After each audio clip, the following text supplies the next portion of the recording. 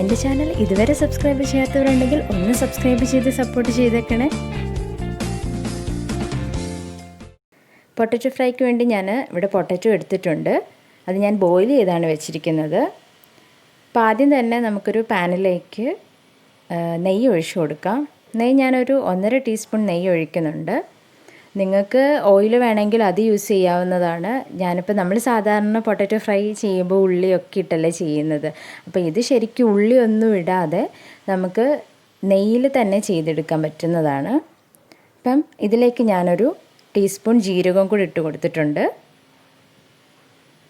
അപ്പോൾ ഇതൊന്ന് നന്നായിട്ട് ജീരകം ഒന്ന് പൊട്ടി വരണം. അപ്പോൾ അതുവരെ ഒന്ന് ഇളക്കി കൊടുക്കുക. ഇത്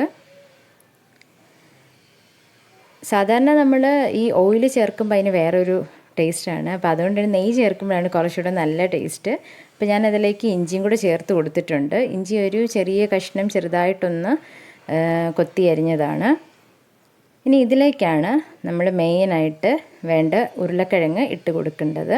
അപ്പോൾ ഞാൻ 3 ഉരുളക്കിഴങ്ങ് ചെറിയ പീസാക്കി ഒന്ന് ബോയിൽ ചെയ്തെടുത്തിട്ടുണ്ട്. അപ്പോൾ നമുക്ക് ചെറിയ പീസായിട്ട് ബോയിൽ ചെയ്യുമ്പം പെട്ടെന്ന് തന്നെ അത് വെന്ത് കിട്ടും. നമുക്ക് ഫുള്ളായിട്ട് ചെയ്യുന്നതിനെക്കാട്ടിലും ഇതേപോലെ ചെറുതായിട്ട് അരിഞ്ഞ് ചെയ്യുന്നതായിരിക്കും നല്ലത്. അപ്പോൾ നമുക്ക് ഈ പൊട്ടറ്റോ ഫ്രൈ നമുക്ക് ശരിക്കും നോർത്ത് ഇന്ത്യൻ താലിയിലൊക്കെയാണ് കാണുന്നത്.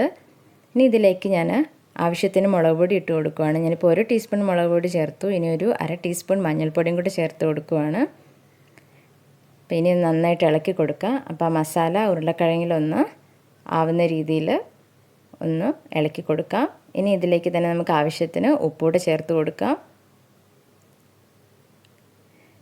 വീണ്ടും നമുക്ക് നന്നായിട്ടൊന്ന് ഇളക്കി കൊടുക്കാം. ഇനി ഇതിലേക്ക് നമുക്ക് മല്ലിയിലയോ പിന്നെ അതേപോലെ കറിവേപ്പില എന്ത് വേണമെങ്കിലും ചേർക്കാവുന്നതാണ്. അപ്പം ഞാനിപ്പോൾ മല്ലിയിലയാണ് ചേർക്കുന്നത്. പിന്നെ നമുക്ക് ഈ നെയ്യും കൂടെ ചേർത്തുകൊണ്ട് ഒരു പ്രത്യേകം ടേസ്റ്റാണിത്. നമ്മൾ ശരിക്കും ഓയിൽ ചേർക്കുന്നതിനെക്കാട്ടിലും നെയ്യ് ചേർക്കുന്നതായിരിക്കും കുറച്ചൊരു ടേസ്റ്റ്.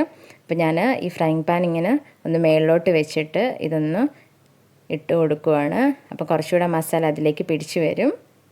അപ്പോൾ ഞാനൊരു മീഡിയം ഫ്ലെയിമിൽ വെച്ച് ഇതൊന്ന് കുറച്ചുകൂടെ ഫ്രൈ ആവുന്നിടം വരെ വെച്ച് കൊടുക്കുവാണ്.